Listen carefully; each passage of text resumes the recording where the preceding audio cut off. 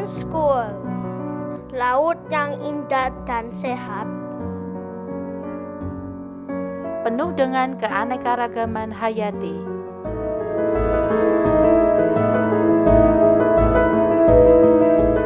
Apa yang akan terjadi 80 tahun kemudian? Bagaimana jika laut kehilangan oksigennya? Bagaimana laut dan seluruh ekosistemnya?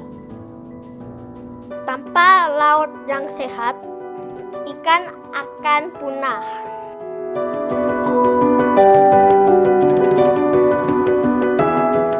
Tiga miliar orang di dunia bergantung pada makanan laut. Apa yang bisa kita lakukan untuk membantu laut kita? Indah kan? Nikmatilah selagi bisa, karena jika tidak kita nikmati sekarang dalam waktu kurang dari 80 tahun, kamu tidak akan bisa melihatnya lagi.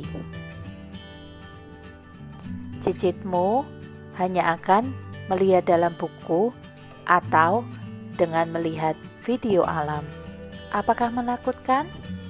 Para ilmuwan memprediksi bahwa tingkat oksigen lautan bisa turun 3-4% pada tahun 2100. Karena itu, lautan akan mengalami kerugian drastis. Keanekaragaman hayati dan seluruh ekosistem bisa musnah. Mengapa kadar oksigen menghilang? Bagaimana ini bisa mempengaruhi kita? Apakah yang kita dapat lakukan untuk menghentikan ini? Bagaimana jika, dan inilah yang akan terjadi jika lautan kehilangan oksigen.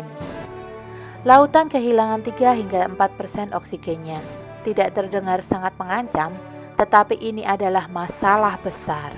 Air yang sangat besar ini menutupi sebagian besar bumi.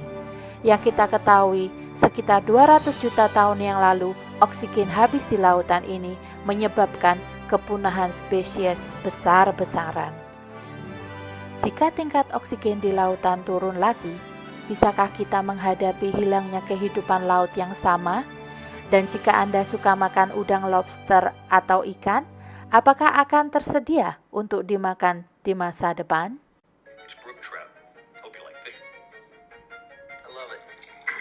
Petani menggunakan pupuk yang kaya nutrisi. Hujan mengalirkan itu di sungai yang membawa mereka ke lautan, di pesisir dan muara perairan. Nutrisi tambahan ini meningkatkan pertumbuhan tanaman dan ganggang. Pencemaran air ini disebut eutrofikasi. Ini menyebabkan air kehilangan oksigen alias hipoksia. Dan ketika oksigen menghilang, airnya disebut anoksik. Air yang beracun ini mengakibatkan banyak ikan mati. Ini dapat mengacaukan kehidupan dan meningkatkan keasaman laut. Ini adalah efek domino yang sangat besar dengan hasil kematian. Kehidupan laut dan keanekaragaman hayati sudah terlukai. Bahkan sekarang, karena tingkat oksigen yang menurun, beberapa ikan jantan menghasilkan sperma yang kurang mampu bergerak dan jumlah sperma yang rendah tidak akan menyelamatkan spesies. Wow, it really inks in here. Cumi-cumi Humboldt pindah mencari tempat makan yang baru di mana airnya lebih beroksigen. Dan itu masalah besar. Mereka dulu menghuni di perairan dari Amerika Selatan ke Meksiko, kadang-kadang ke California. Tetapi sekarang mereka telah ditemukan di lepas pantai Alaska. Cumi-cumi sekarang bersaing untuk mendapatkan makanan yang biasanya dimakan oleh tuna dan hiu di daerah ini. Hal ini mengganggu keseimbangan jaring makanan dan akan menyebabkan sejumlah besar ikan mati. Semua spesies air yang biasa di dasar laut akan ke permukaan untuk mencari air beroksigen. Dan akhirnya mereka akan mati di jaring nelayan. Ikan yang besar akan lebih dulu mati karena mereka membutuhkan lebih banyak oksigen untuk bertahan hidup. Jika ini terus berlangsung, Kita ucapkan selamat tinggal pada ikan besar seperti lumba-lumba, paus, dan banyak mamalia cantik lainnya. Dan apabila ikan besar seperti tuna punah, orang akan kehilangan makanan dan pendapatan. Industri perikanan yang sudah berjuang akhirnya akan tutup. Jika Anda tinggal di sebuah pulau, ada ruang terbatas untuk bercocok tanam dan memelihara hewan. Banyak negara bergantung pada laut untuk makan. Apa yang terjadi pada Jepang, Indonesia, Filipina, Pulau Karibia jika tidak ada lagi ikan? Tapi apa yang bisa kita lakukan untuk membantu laut kita? David Roger Hermawan dari kelas 4B akan memberi jawaban dari pertanyaan itu.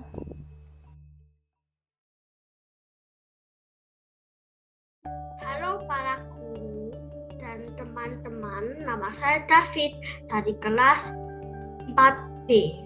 Indonesia memiliki lautan yang luas dan indah. Bagaimana jika Laut Indonesia kehilangan oksigennya? Banyak ikan mati, manusia kelaparan, dan kehilangan uang. Apa yang bisa kita lakukan? Ada 8 cara. 1. Menghemat air. Kita tidak boleh memakai air berlebih, sehingga air kotor yang terbuang ke laut semakin berkurang. 2. Kurangi limbah cair. Gunakan produk bebas racun berbahaya dan buang limbah kimia dengan benar agar tidak mencemari laut. 3. Mendaur ulang sampah. Usahakan mendaur ulang sampah supaya jumlah sampah tidak menumpuk.